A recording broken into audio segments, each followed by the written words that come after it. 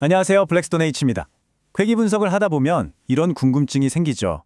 소득에 더 큰 영향을 미치는 게 과연 교육기간일까? 아니면 경력일까? 이때 단순히 회귀개수 숫자만 보고 섣불리 판단하면 아주 큰 함정에 빠질 수 있습니다. 오늘은 변수들의 단위라는 덫을 피하고 변수들의 진짜 영향력을 제대로 비교하는 법, 바로 표준화 분석에 대해 알아보겠습니다. 자, 그럼 바로 시작해볼까요? 오늘 우리는 이런 순서로 진행할 겁니다. 먼저 회귀개수가 왜 우리를 속이는지 단위의 덫이라는 문제부터 살펴볼 거고요. 그 다음엔 이걸 해결하기 위한 아주 멋진 방법, 표준화를 배워볼 겁니다. 그리고 표준화를 통해 얻게 되는 베타 개수는 어떻게 해석해야 하는지, 또 실제 멕시코 데이터를 가지고 어떻게 적용되는지까지 확인해 보겠습니다. 마지막으로 핵심만 깔끔하게 요약하고 마무리할게요. 자, 그럼 첫 번째 주제입니다. 회귀개수. 왜 숫자가 크다고 해서 무조건 더 중요하다고 말할 수 없는 걸까요? 그 이유, 바로 단위의 덫에 대해서 한번 알아보죠.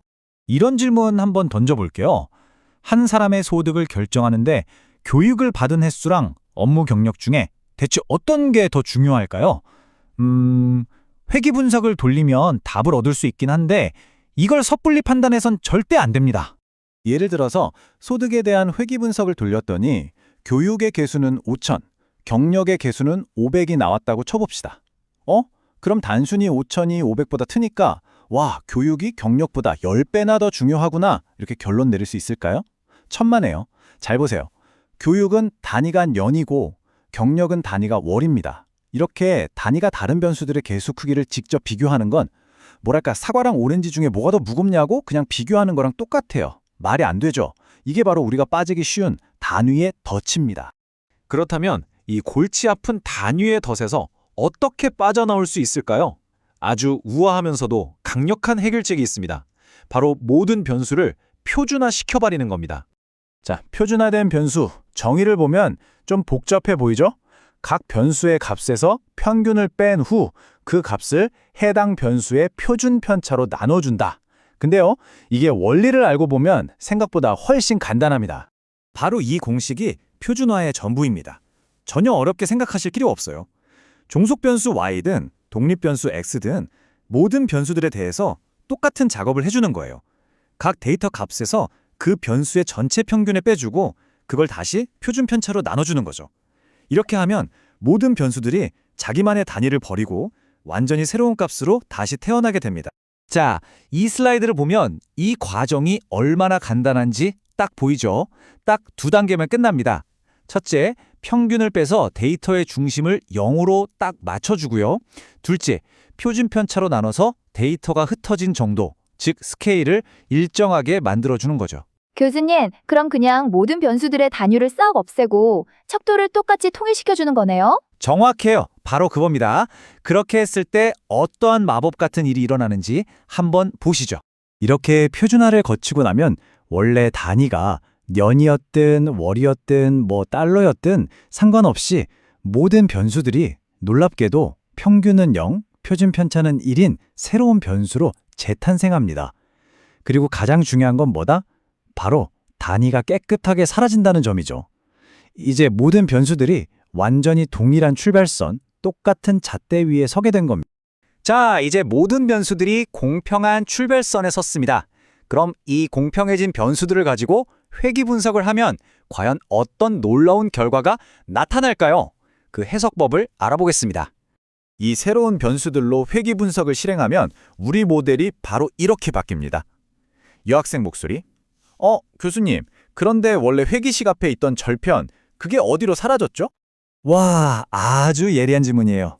우리가 알다시피 회귀수는 반드시 각 변수들의 평균점을 지나가야만 하는 특징이 있죠. 그런데 생각해보세요. 우리가 변수들을 표준화하면서 모든 변수들의 평균을 뭘로 만들었죠? 그렇죠, 0으로 만들었죠. 그러니까 회귀수는 반드시 0,0, 즉 원점을 지나가야만 하고 그 결과 절편은 자연스럽게 0이 되어 사라지는 겁니다. 이렇게 표준화된 변수들로 얻은 이 새로운 기울기 개수를 우리는 아주 특별하게 베타 개수, 베타 코에피시언트라고 부릅니다. 이 베타 개수를 어떻게 해석하느냐가 바로 오늘 내용의 하이라이트라고 할 수 있습니다. 베타 개수는 바로 이렇게 해석합니다. 다른 변수들이 그대로일 때 어떤 독립 변수가 1 표준 편차만큼 변하면 종속 변수는 이 베타 계수값만큼의 표준 편차로 변한다. 자, 이제 우리는 년이나 월 같은 제각각의 단위가 아니라 표준 편차라는 공통된 자를 가지고 모든 변수의 영향력을 공평하게 비교할 수 있게 된 겁니다. 드디어 사과와 사과를 비교하게 된 거죠. 자, 이론은 충분히 들었으니 이제 이 강력한 베타 계수가 실제 데이터 분석에선 어떻게 쓰이는지 멕시코의 생산함수 예제를 통해 직접 확인해 보겠습니다. 이 예제는요, 1955년부터 1974년까지 멕시코의 총생산에 분석한 실제 데이터입니다. 여기서 우리의 질문은 이겁니다. 과연 이 시기에 멕시코 경제 성장의 진짜 주역은 노동이었을까 아니면 자본이었을까?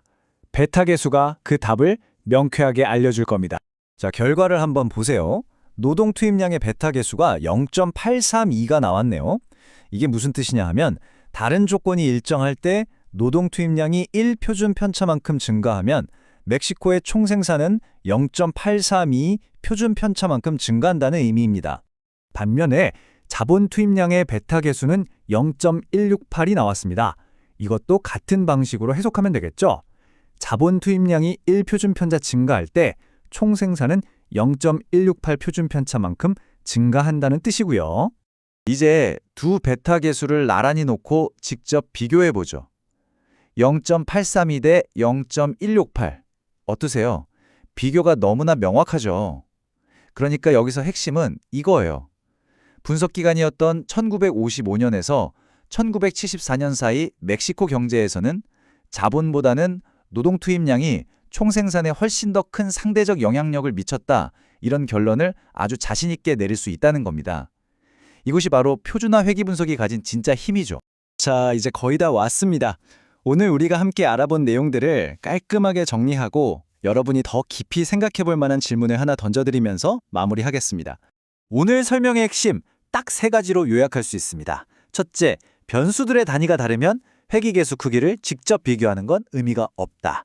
둘째, 표준화는 모든 변수를 평균 0, 표준 편차 1이라는 동일한 척도로 바꿔주는 아주 강력한 도구다. 그리고 셋째, 이를 통해 얻은 베타 계수는 변수들 간의 상대적 중요성을 직접 그리고 공평하게 비교할 수 있게 해준다. 이겁니다. 자, 마지막으로 여러분께 이 질문을 한번 던져봅니다. 우리가 흔히 쓰는 더미 변수, 그러니까 0 아니면 1의 값을 갖는 변수들 있잖아요. 예를 들면 성별 같은 거요.